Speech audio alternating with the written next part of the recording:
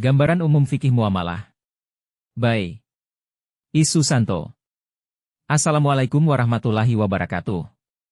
Teman-teman mahasiswa yang saya hormati, sebelum memulai perkuliahan ini, dan untuk mendapatkan ridho Allah Subhanahu wa Ta'ala, mari kita buka perkuliahan ini dengan mengucapkan lafadz basmalah.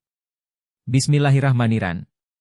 Pada hari ini, saya akan menyampaikan materi tentang gambaran umum fikih muamalah, yang meliputi pengertian fikih muamalah, pembagian fikih muamalah, ruang lingkup fikih muamalah, prinsip dan asas fikih muamalah. Kata fikih, yang fiilnya, fakihah yafkohu, secara bahasa berarti al-ilmu berarti pengetahuan atau al-fahmu berarti pemahaman, baik pemahaman itu secara mendalam ataupun dangkal. Menurut Abu Zahrah bahwa arti al-fikih secara bahasa tidak sekedar pemahaman saja tapi al-fahmu al-amik, yaitu pemahaman yang mendalam. Secara istilah, fikih adalah ilmu tentang hukum-hukum syar'i yang praktis yang diambil dari dalil-dalilnya yang terperinci. Atau ilmu yang menerangkan tentang hukum-hukum syar'i yang berkaitan dengan perbuatan-perbuatan para mukallaf yang dikeluarkan dari dalil-dalilnya yang terperinci. Sedangkan kata muamalah dapat dilihat dari dua segi, yaitu dari segi bahasa dan istilah. Menurut bahasa, muamalah berasal dari kata amala yu'amilu mu'amalatan, sama dengan wazan kata fa'ala, yufailu, mufa'alatan, yang artinya saling bertindak, saling berbuat, dan saling mengamalkan, atau berbuat secara timbal balik. Lebih sederhana lagi berarti, hubungan antara orang dan orang. Muamalah secara istilah sama dan semakna dengan al-mufa'alah yaitu saling berbuat. Kata ini, menggambarkan suatu aktivitas yang dilakukan oleh seseorang dengan seseorang atau beberapa orang dalam memenuhi kebutuhan masing-masing. Pengertian muamalah dalam arti luas yaitu, menghasilkan duniawi supaya menjadi sebab suksesnya masalah ukhrawi. Pengertian muamalah dalam arti sempit atau khas, yaitu semua manfaat yang membolehkan manusia saling menukar manfaatnya. Atau didefinisikan dengan, tukar-menukar barang atau sesuatu yang bermanfaat dengan cara-cara yang telah ditentukan. Ada berbagai pendapat ulama terkait pengertian fikih muamalah. Di antaranya Mustafa Ahmad Zarqa mengatakan bahwa fikih muamalah adalah hukum-hukum yang berkaitan dengan perbuatan manusia dan hubungan sesama manusia dalam urusan kebendaan, hak-hak kebendaan serta penyelesaian perselisihan di antara mereka. Dalam hal ini, fikih muamalah dapat dipahami sebagai hukum perdata Islam tetapi terbatas pada hukum kebendaan dan hukum perikatan. Berdasarkan kedua istilah sebelumnya, maka dapat disimpulkan bahwa fikih muamalah adalah ilmu yang mempelajari hukum-hukum syariah yang terkait dengan hubungan antar manusia dari dalilnya yang terperinci. Atau secara sederhana menurut Idris Ahmad adalah aturan Allah yang mengatur hubungan manusia dengan manusia dalam usahanya untuk mendapatkan alat-alat keperluan jasmaninya dengan cara yang paling baik. Materi selanjutnya adalah pembagian fikih muamalah. Menurut Ibn Abidin, fikih muamalah terbagi menjadi 5 bagian, yaitu, pertama, muawadlah maliyah, berarti hukum kebendaan, kedua, munakahat berarti hukum perkawinan, ketiga, muhasanat berarti hukum acara, keempat, amanat dan aryah atau pinjaman, kelima, tirkah, berarti harta peninggalan. Sedangkan menurut Al-Fikri, fikih muamalah terbagi menjadi 2, yaitu, al-muamalah al-madaniyah, dan al-muamalah al-adabiyah. Al-muamalah al-madaniyah adalah muamalah yang mengkaji objeknya sehingga muamalah ini bersifat kebendaan karena objek muamalah adalah benda yang halal, haram dan syubhat diperjualbelikan, benda-benda yang mendatangkan maslahat, dan lainnya. Sedangkan al-muamalah al-adabiyah yaitu muamalah yang ditinjau dari segi cara tukar-menukar benda yang bersumber dari panca indera manusia yang unsur penegaknya adalah hak-hak dan kewajiban, misalnya jujur, dengki, dendam, dan lainnya. Muamalah madaniyah yang dimaksud Al-Fikri adalah aturan-aturan yang ditinjau dari segi objeknya. Oleh karena itu jual beli benda bagi seorang muslim bukan hanya sekedar memperoleh keuntungan besar, akan tetapi secara vertikal bertujuan untuk memperoleh ridha Allah dan secara horizontal bertujuan untuk memperoleh keuntungan, sehingga benda-benda yang haram diperjualbelikan menurut syara, tidak akan diperjualbelikan karena tujuannya bukan hanya untung, tapi ridha Allah. Sedangkan muamalah al-adabiyah yang dimaksud Al-Fikri adalah aturan-aturan Allah yang wajib diikuti dari segi subjeknya. Muamalah al-adabiyah ini berkisar pada keridaan kedua belah pihak, ijab dan kabul, dusta, menipu, dan hal-hal lain yang terkait lainnya. Materi selanjutnya adalah materi ruang lingkup fikih muamalah.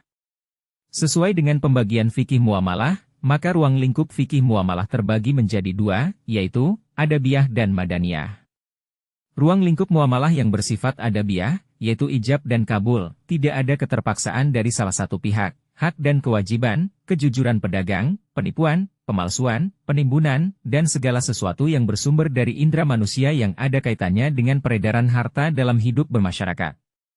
Ruang lingkup pembahasan madaniyah ialah masalah objeknya.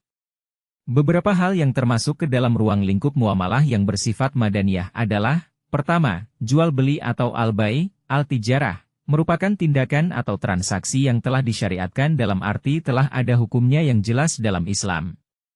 Kedua, gadai atau al-ran, yaitu menjadikan suatu benda yang mempunyai nilai harta dalam pandangan syara, untuk kepercayaan suatu utang, sehingga memungkinkan mengambil seluruh atau sebagian utang dari benda itu.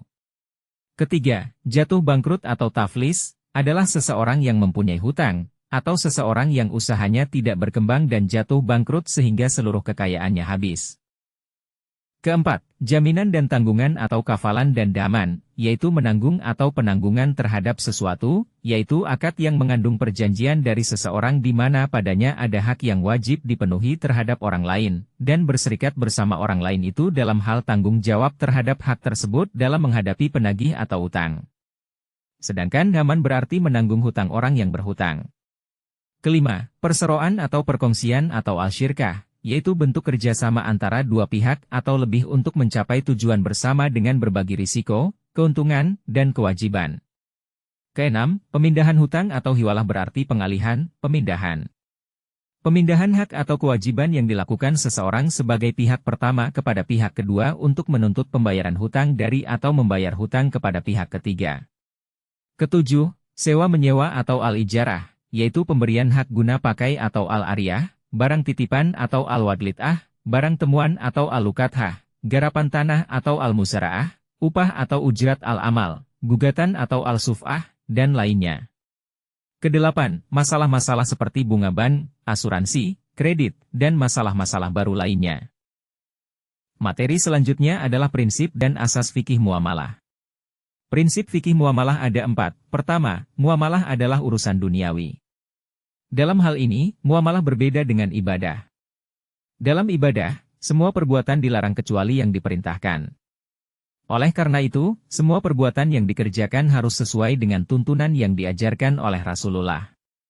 Sebaliknya, dalam muamalah, semua boleh kecuali yang dilarang. Kedua, persetujuan dan kerelaan kedua belah pihak. Dalam hal ini, persetujuan dan kerelaan kedua belah pihak yang melakukan transaksi merupakan asas yang sangat penting untuk keabsahan setiap akad. Hal ini didasarkan kepada firman Allah dalam Quran Surat An-Nisa ayat 29. Ketiga, adat kebiasaan dapat dijadikan dasar hukum.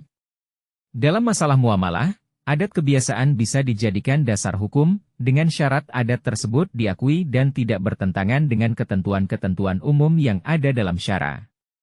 Sesuatu yang oleh orang Muslim dipandang baik maka di sisi Allah juga dianggap baik. Keempat, tidak boleh merugikan diri sendiri dan orang lain. Dalam hal ini, setiap transaksi dan hubungan muamalah dalam Islam tidak boleh menimbulkan kerugian kepada diri sendiri dan orang lain.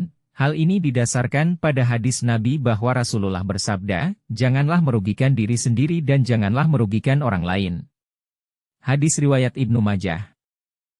Menurut M. Daud Ali, ada 18 prinsip yang menjadi asas-asas hukum Islam di bidang muamalah, yaitu: pertama, asas kebolehan atau mubah. Di sini ulama fikih sepakat bahwa hukum asal dalam transaksi muamalah adalah diperbolehkan, mubah, kecuali terdapat nas yang melarangnya. Dengan demikian, kita tidak bisa mengatakan bahwa sebuah transaksi itu dilarang sepanjang belum atau tidak ditemukan nas yang secara syahih melarangnya. Kedua, kemaslahatan hidup.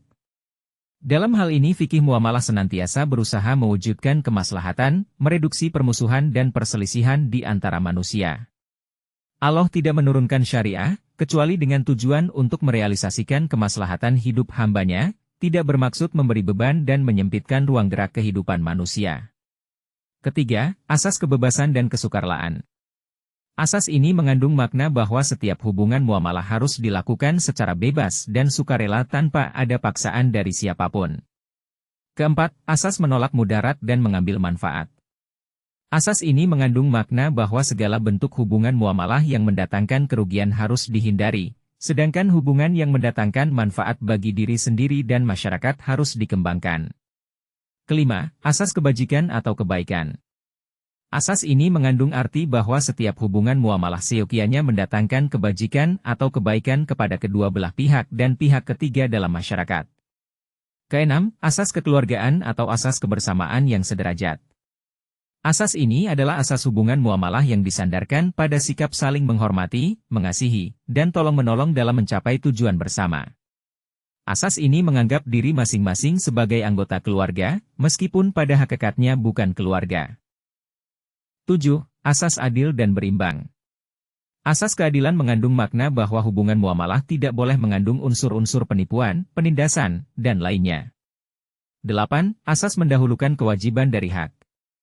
Asas selanjutnya yaitu asas larangan merugikan diri sendiri dan orang lain, asas kemampuan berbuat atau bertindak, asas kebebasan berusaha, asas mendapatkan hak karena usaha dan jasa, asas perlindungan hak, asas hak milik berfungsi sosial, asas yang beritikat baik harus dilindungi, asas resiko dibebankan pada harta, tidak pada pekerja, asas mengatur dan memberi petunjuk, dan terakhir asas tertulis atau diucapkan di depan saksi. Demikian materi yang bisa saya sampaikan. Sebelum saya akhiri pertemuan ini, mari kita tutup dengan mengucapkan lafaz hamdalah. Alhamdulillahirabbil alamin.